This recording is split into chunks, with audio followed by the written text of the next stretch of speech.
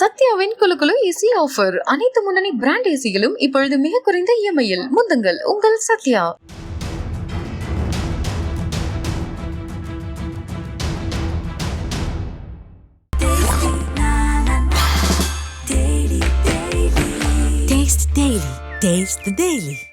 மின்னம்பலம் நேயர்களுக்கு வணக்கம்.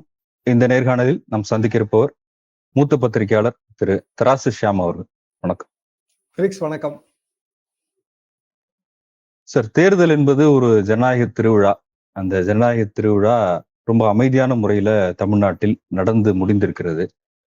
வாக்கு சதவீதம் பொறுத்த வரைக்கும் தற்போதைய நிலவரப்படி இந்திய தேர்தல் ஆணையம் 69.4% வாக்குப்பதிவு நடந்திருப்பதாக தெரிவிச்சிருக்கு.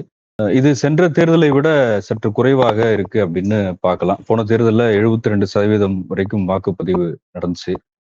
இந்த தேர்தல் ஒரு மும்முனை போட்டியா இருந்தது. நாம் தமிழ் கட்சி சேர்த்தால் ஒரு 4 முனை போட்டி.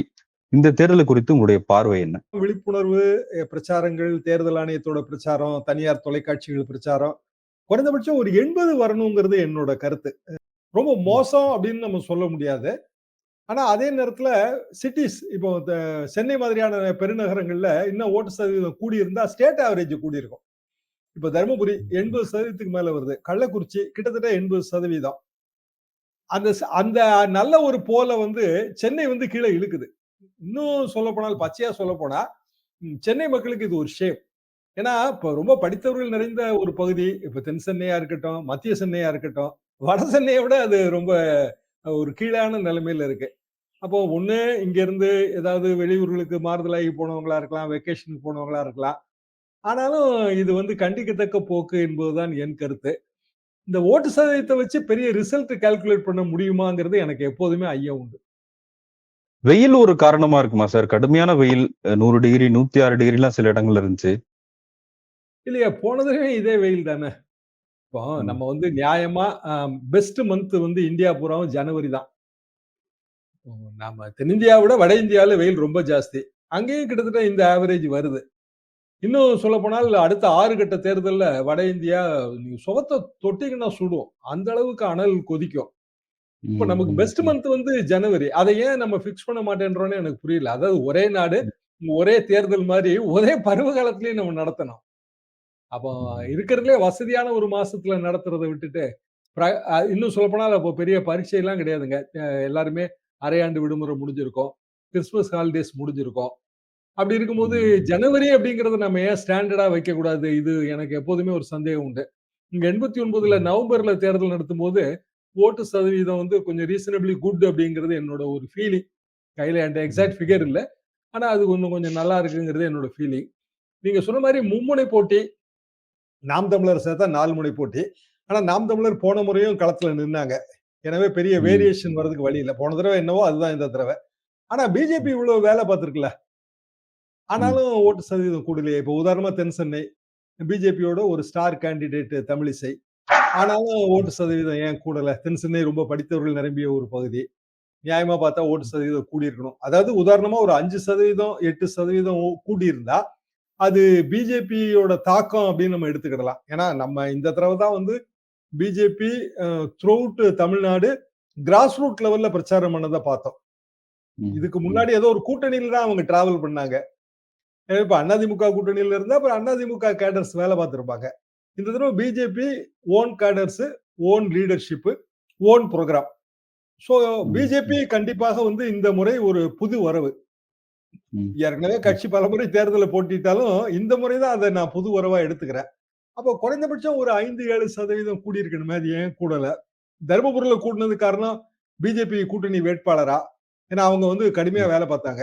அதாவது சௌமியா அன்புமணி அவர்களோட மகள்கள் இப்படி மிக கடுமையான பணியை ஆற்றப்பட்டது. திமுகவும் அங்க கடுமையான பணியாற்றியது. இது போக பணப்பட்டுவாடா ரொம்ப பயங்கரமா இருந்த மாதிரி தான் நான் நினைக்கிறேன். எனக்கு தெரிந்த பல ஊர்கள்ல பணப்பட்டுவாடா ரொம்ப அதிகம், எல்லா கட்சிகளுமே, பிஜேபி உட்பட. அப்ப அது தரப்புல சொல்றாங்களே, நாங்க அதை செய்யவே இல்லைன்னு சொல்றாங்க. இல்லைங்க, அப்படி இல்லை. கோயம்புத்தூர்ல எல்லாம் நான் கேட்டப்ப பணப்பட்டுவாடா இருந்துச்சுங்க.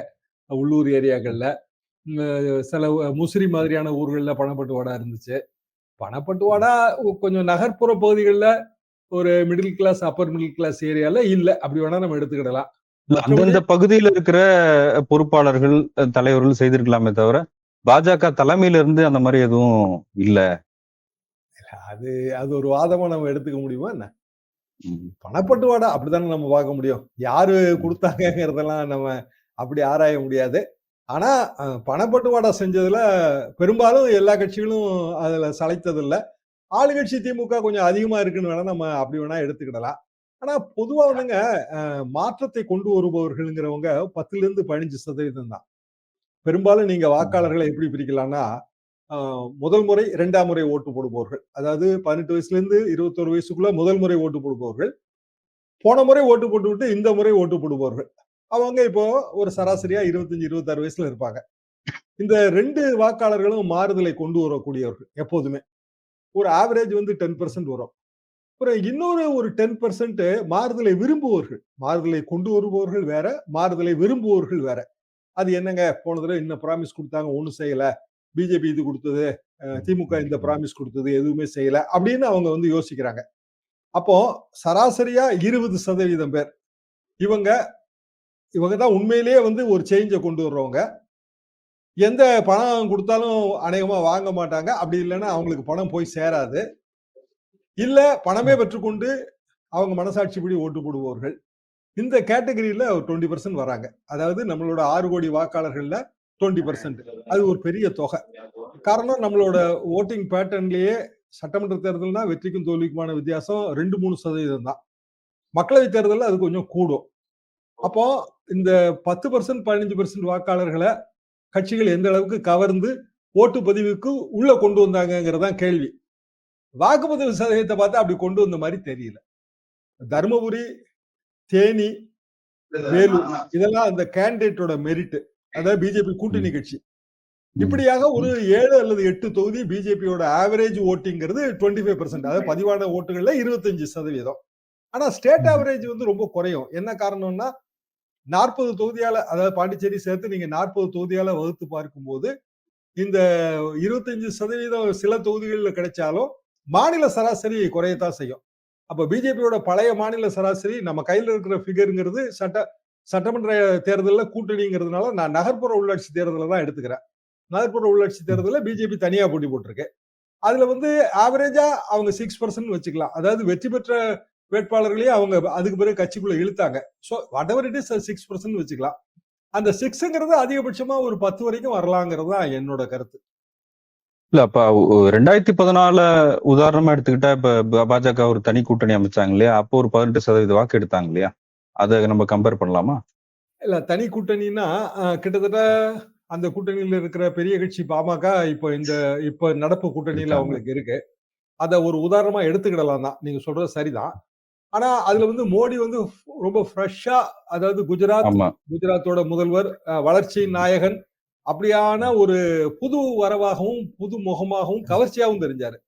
இப்ப எங்க ஓன் ம். கிராமத்துல கூட மோடி, குஜராத்ங்கிற பெயர்கள்லாம் பரவலா அடிபட்டுச்சு. உண்மையிலேயே ம். குஜராத்ங்கிறதெல்லாம் எங்கன்னே தெரியாத தஞ்சாவூர் உள் கிராமம். ஆனா பரவலா அடிபட்டுச்சு. 10 வருஷம் ஆட்சியில அப்படி இல்லையே. இப்ப நம்ம கிராமத்திலேயே கேட்டோம்னா, மோடி வரவே கூடாதுங்கிற சென்டிமெண்ட் தான் அவங்க பிரதிபலிக்கிறாங்க. அதாவது தமிழ்நாட்டுல வர்றாரு, ம். வரலங்கிறது கேள்வி இல்ல. வட இந்தியாலயும் வரக்கூடாதுன்னு அவங்க நினைக்கிறாங்க. ம். 2014ல வரணும்னு நினைச்சாங்க. 10 வருஷத்துல அவ்வளவு ம். பெரிய டிஃபரன்ஸ் இருக்கே. இல்ல இப்ப நெறைய அதிமுகவின் ஓட்டுகள் பாஜகவுக்கு போக வாய்ப்பும் இருந்திருக்கு சில பகுதிகள்ல அப்படின்னு சொல்றாங்க. அது எப்படி பார்க்குறீங்க?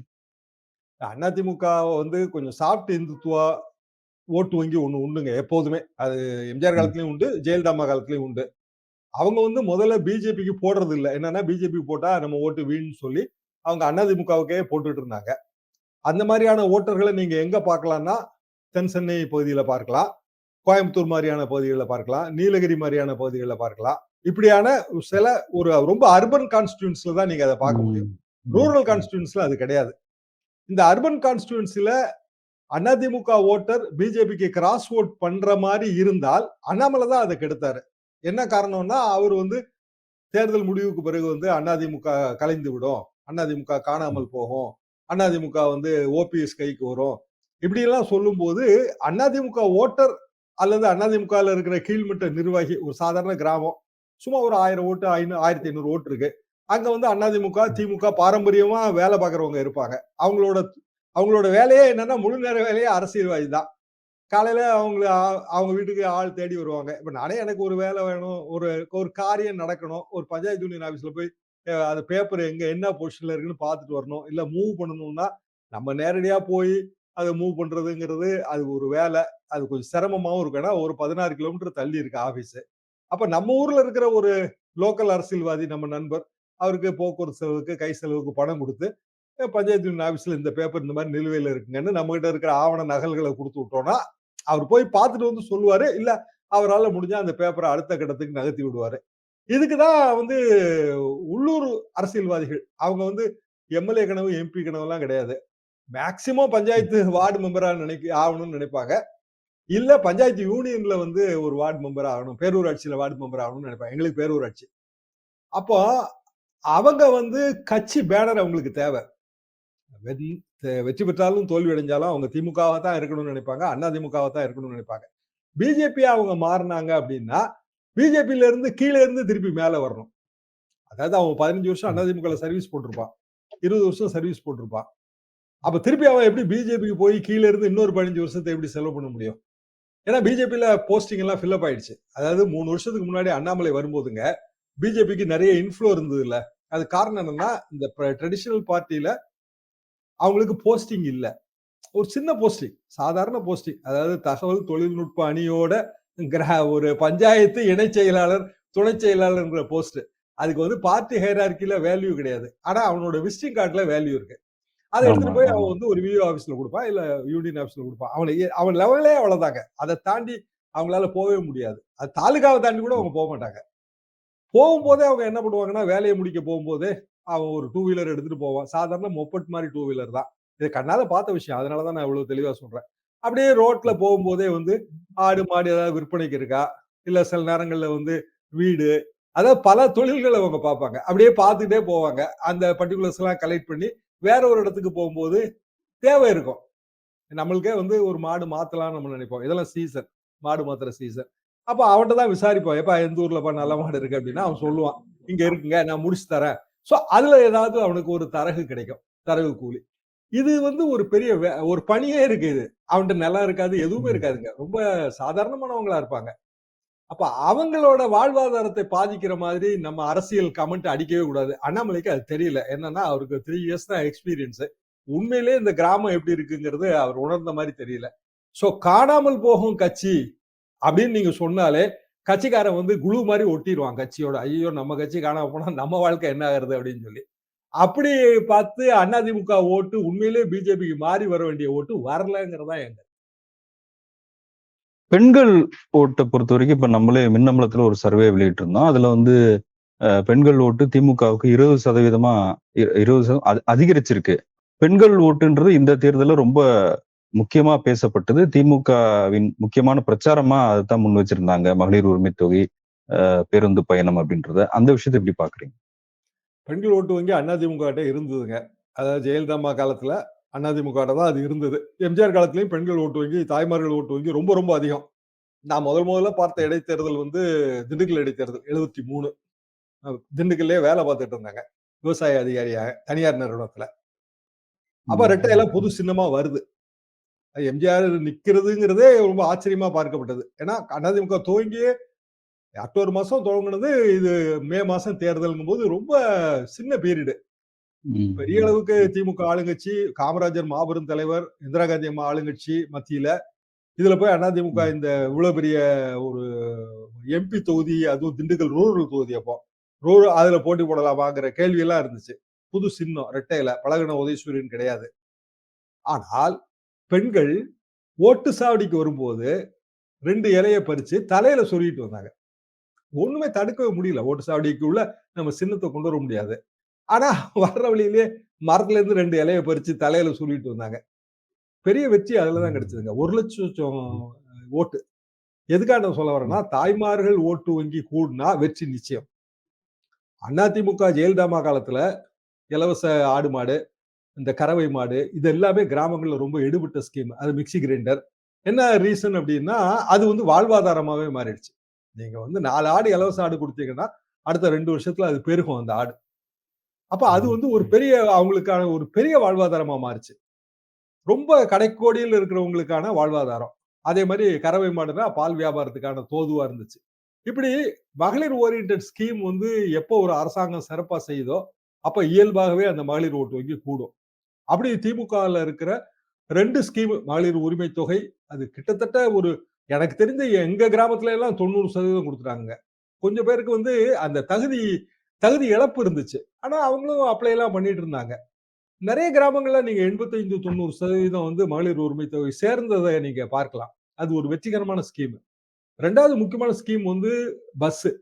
பஸ்ல இருக்கிற ப்ராப்ளம் நம்பர் ஆஃப் இலவச பஸ் கம்மி. அப்புறம் ஸ்டாப்பிங்ல நிக்காம போறது. இதெல்லாம் ப்ராப்ளம். ஆனால் அதையும் தாண்டி அத எப்படி பெண்கள் பயன்படுத்துனாங்கன்னா, ஒண்ணு பக்கத்து டவுனுக்கு வேலைக்கு போறதுக்கு யூஸ்ஃபுல்லா இருந்துச்சு. இன்னொன்னு பக்கத்து ஊர்ல அவங்களோட சொந்தக்காரங்கள பார்க்க போறதுக்கும் யூஸ்ஃபுல்லா இருந்துச்சு. இலவச பஸ்ல ஏறி ஒரு பக்கத்து ஊர்ல ஒரு திருவிழா நடக்கு. இப்ப எங்க ஊர்லயே பக்கத்து ஊர்ல எல்லாம் ஒரே திருவிழா மயம் தான். 1/4 மணி நேரம் டிஸ்டன்ஸ், 25 நிமிஷம் டிஸ்டன்ஸ். நடந்தும் போக முடியாது. இல்ல வீட்டுக்காரரோட டூ வீலர்ல போலான்னா, அவரு ஏதாவது விவசாய பணியில இருப்பாரு. பிள்ளைகள் இருக்கு. 2 பிள்ளைகள் இருக்கும். டக்குன்னு கூட்டிட்டு அவங்களுக்கு அந்த இலவச பஸ் பயணம் ரொம்ப வசதியா இருந்துச்சு. இந்த 2 ஸ்கீம் எடுபட்டது கையோட வந்து அந்த பிரேக்ஃபாஸ்ட். பிரேக்ஃபாஸ்ட் வந்து ஒன் ஆஃப் த பெஸ்ட் ஸ்கீம்ஸ்ங்க. என்னோட என்டையர் 45 இயர்ஸ்ல நான் பார்த்ததுல one of the best schemes. என்ன சிம்பிள் ரீசன்னா, காலையில வந்து உணவு சமைப்பது வந்து கிராமத்துல ரொம்ப கடினம். மோஸ்ட்லி வந்து ஏதாவது முந்தின நாள் சாப்பாடு தான் சாப்பிட்டுட்டு போணும். அதாவது ரொம்ப வறுமை கோட்டுல இருக்கிற குழந்தைகள். இல்ல கொஞ்சம் மத்திய தரம் அதாவது ஒரு 2 ஏக்கர் அந்த மாரி நிலம் வச்சிருக்கிறவங்களுக்கும் அது ஒரு பெரிய வேலை தான். ஏன்னா, அவங்க 2 மாடு, 3 மாடு வச்சிருப்பாங்க. ஆட்டோமேட்டிக்கா இப்ப நீங்க சேலம் பகுதியெல்லாம் எடுத்தீங்கன்னா, மாடு பொருளாதாரம், பால் பொருளாதாரம் ரொம்ப பயங்கரம். அதுதான் உண்மையான அவங்களோட ஜீவாதாரமே அதுதான். ஆனா, காலையில பால் கறந்து நீங்க வந்து அத அங்க எல்லாமே பக்கத்து பக்கத்து ஏரியாக்கள்ல எல்லாம் அந்த குளிர்சாதன சேமிப்பு கிடங்கு வச்சிருக்காங்க. தனியார் நிறுவனங்கள். அங்க கொண்டு போய் ஊத்தணும். அப்போ 4:00, 5:00 அந்த ரேஞ்சுல நீங்க பால் நீங்க கறக்க தயாரா இருக்கணும். இல்லன்னா பால் பீய்ச்சறதுக்கு வந்து தனியா ஆள் வரணும். அத எடுத்துக்கிட்டு ஒரு சைக்கிள்லயோ, எதுலயோ போய் குடுத்து வீட்டுக்கு வரும்போது 7 ஆயிடும். அதுக்கு பிறகு நீங்க பிரேக்ஃபாஸ்ட் பண்ணணும். குழந்தைய ஸ்கூலுக்கு அனுப்பணும். அது உண்மையிலேயே ரொம்ப சிரமமான விஷயம். அதை வந்து அந்த ஸ்கீம் வந்து ரொம்ப எளிதாக்கிருச்சு.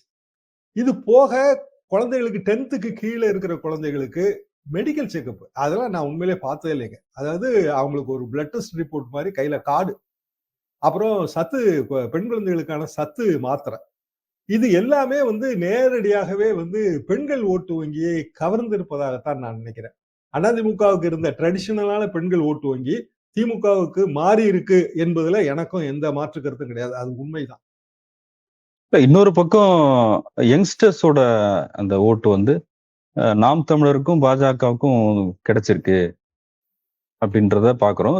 2 பெரிய கட்சிகள் திமுகவும் சரி, அதிமுகவும் சரி, யங்ஸ்டர்ஸை கவர் பண்றதுக்கான எந்த விஷயங்களும் அவங்க கிட்ட இல்ல அப்படின்றத சொல்றாங்க. அது உண்மைதான். அதாவதுங்க அண்ணாமலையோட அதிரடி பேச்சு எப்போதுமே அந்த இளைய செக்டாரை கவரத்தான் செய்யும். நீங்க சீமானோட அதிரடி பேச்சும் கவரத்தான் செஞ்சது. விஜயகாந்தோட அதிரடி பேச்சு 2006 காலகட்டத்தை யோசிச்சு பாருங்க. இன்னைக்கு தேதிக்கு 18 வருஷம் ஆயிப்போச்சு, மறந்துருக்கோம். ஆனா அது வந்து கவர்ந்தது. 2006, 2009 2 தேர்தல்கள்லயும் விஜயகாந்துக்கு என்ன மாதிரியான ஒரு அட்ராக்ஷன் இருந்ததோ, அதற்கு பின்னாடி சீமானுக்கு என்ன மாதிரியான அட்ராக்ஷன் இருந்ததோ, அந்த அட்ராக்ஷன்ல ஒரு பெரும்பகுதி வந்து அண்ணாமலைக்கு இருக்கு. இளைஞர்களோட ஓட்டு வங்கி நம்ம அத டிஸ்கஸ் பண்ண ஆரம்பத்துல இருந்து நம்ம டிஸ்கஸ் பண்றோம். அது வந்து இருக்குங்க. சுப்பிரமணிய சாமிக்கே இளைஞர்கள் ஆதரவு இருந்ததுங்க 93, 94ல. நீங்க வேல்சாமி அண்ணன் நானும் அவரை பார்க்க போகும்போது பயங்கரமா அடிச்சு விடுவாரு. அதெல்லாம் அட்ராக்டிவா தான் இருக்கும். அதாவது பத்திரிகையில அது செய்தியா மாறும். அப்ப டிவிக்கெல்லாம் பெருசா கிடையாது. அது வந்து ஆட்டோமேட்டிக்கா பத்திரிகை படிக்கிற மக்கள் மத்தியில ஒரு இம்பாக்ட கிரியேட் பண்ணும். ஆனா அது வந்து பெரிய அளவுக்கான வெற்றி காரணியா அமையறது இல்ல. அததான் நான் தொடர்ந்து பார்க்கிறேன். அதிகபட்சமாக வந்து 3லிருந்து 4% ஓட்டு வங்கி மாறும். ஷிஃப்ட் ஆகும். திமுக, அதிமுக அது ரொம்ப ட்ரெடிஷனலா சித்தாந்த ரீதியாகவே பேசும்போது இளைஞர்கள் மத்தியில ஆதரவு குறையுது. அதான் உண்மை. இப்போ எங்க காலத்த எடுத்து பாருங்களேன். திமுக யாரோட கட்சியா இருந்தது? இளைஞர்களோட கட்சியா தானே இருந்தது. நீங்க 52 காங்கிரஸ் முதலாட்சி. 52, 57, 62 3 தேர்தல்கள். ஜவஹர்லால் நேருவோட தலைமை. சுதந்திர போராட்ட காலகட்ட கட்சி. ஆனா 18 வருஷத்துல அது வந்து வயதானவர்களின் கட்சியா மாறிடுச்சு. அப்போ புதிதாக இளைஞர்களின் கட்சியா வந்தது எது? திமுக. அண்ணா, நாவலர், சம்பத் எல்லாமே படிச்சவங்க. சோ படித்தவர்கள் நிரம்பிய கட்சி, எல்லாமே போஸ்ட் கிராஜுவேட். அப்புறம் வந்து திரைப்பட ரீதியாக எம்ஜிஆர், எஸ்.எஸ். ராஜேந்திரன், இப்படியா முதல்ல சிவாஜியே திமுகல இருந்தவர் தான் நடிகர் தலைமை. இப்படியான ஒரு சூழ்நிலையில திமுகவோட அட்ராக்ஷன் 67 வரைக்கும், நான் 67 செகண்ட் இயர் காலேஜ். அப்போ எங்களுக்கு எவ்வளவு பெரிய அட்ராக்ஷன் அதுல இருந்திருக்கும். செகண்ட் இயர் காலேஜுங்கிறது ஒரு 19 வயசு அவ்வளவுதானே. அப்போ 19 வயதான ஒரு இளைஞனின் மிக கவர்ச்சியான கட்சி 67ல எது? திமுக. 67ல இருந்து இன்னைய தேதிக்கு 2024ல நம்ம இருக்கிறோம். இத்தனை ஆண்டுகள் கடந்த பிறகு பழைய சித்தாந்தங்கள் அதை மட்டுமே வைத்து இளைஞர்களை நம்ம கவர முடியாது. சிம்பிள் ரீசன், பழைய சித்தாந்தங்கள் எடுபடுறதே வந்து சீனியர்ஸுக்கு தான். அப்போ புதிதாக இளைஞர்களுக்கான மாற்று வடிவம், அதாவது அரசியல் கொள்கைகள் ரீதியாக, அரசியல் நிகழ்ச்சிகள் ரீதியாக, அரசியல் நிகழ்ச்சி நிரல், அஜெண்டா, பொலிட்டிக்கல் அஜெண்டா, அப்ப அந்த மாதிரியான மாற்று ஏற்பாடு பண்ணணும். இப்ப அதிமுக இளைஞர் பாசறை, இளம்பெண்கள் பாசறை எல்லாம் வச்சிருக்காங்க. திமுகலையும் இளைஞரணி எல்லாம் இருக்கு, நான் அது இல்லைன்னு சொல்லல. ஆனா இளைஞரணியின் தலைமை பொறுப்புல இருக்கிற உதயநிதி அவர்களே வந்து அவங்க அமைச்சராயாச்சு. அது போக அந்த இளைஞருங்கிற அந்த வயசை அவங்க தாண்டிடுறாங்க. அப்போ இளைஞரணி அல்லது துணை அமைப்புகளுக்கு எல்லாமே ஒரு 25 வயசுக்குள்ள இருந்தா தான் இன்னைய தேதிக்கான இளைஞர்கள். ஏன்னா எல்லாமே டெக்னிக்கல் யூத். எங்க காலம் கூட அப்படி கிடையாது. இன்னைக்கு எல்லாருமே வந்து ஹைலி டெக்னாலஜி ஓரியன்டட்.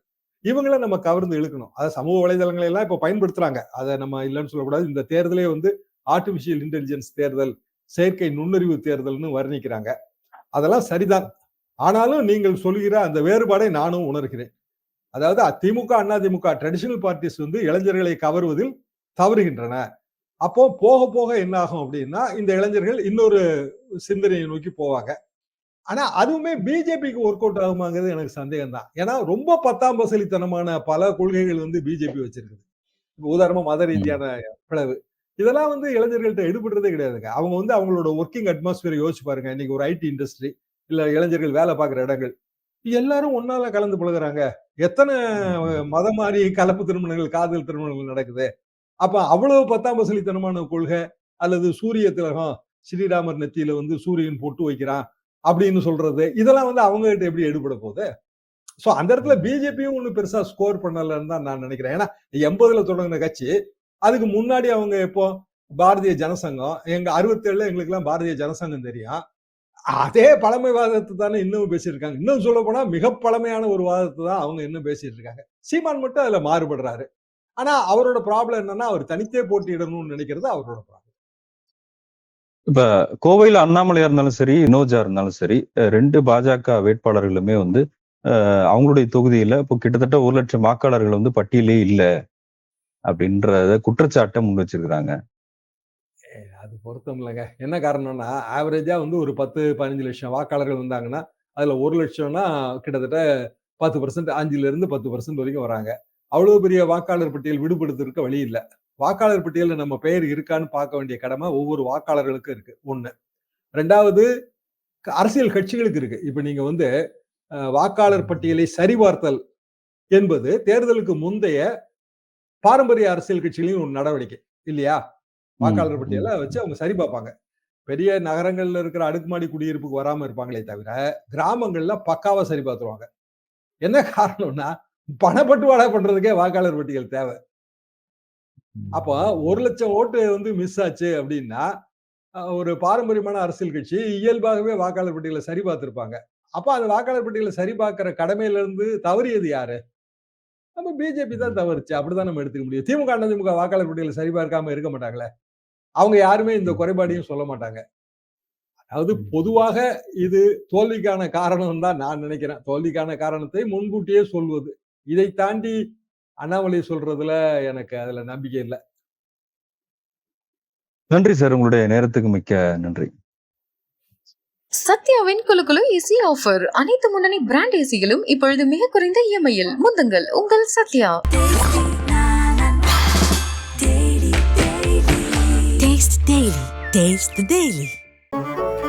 மின்னம்பலம்.com தமிழின் முதல் மொபைல் பத்திரிகை.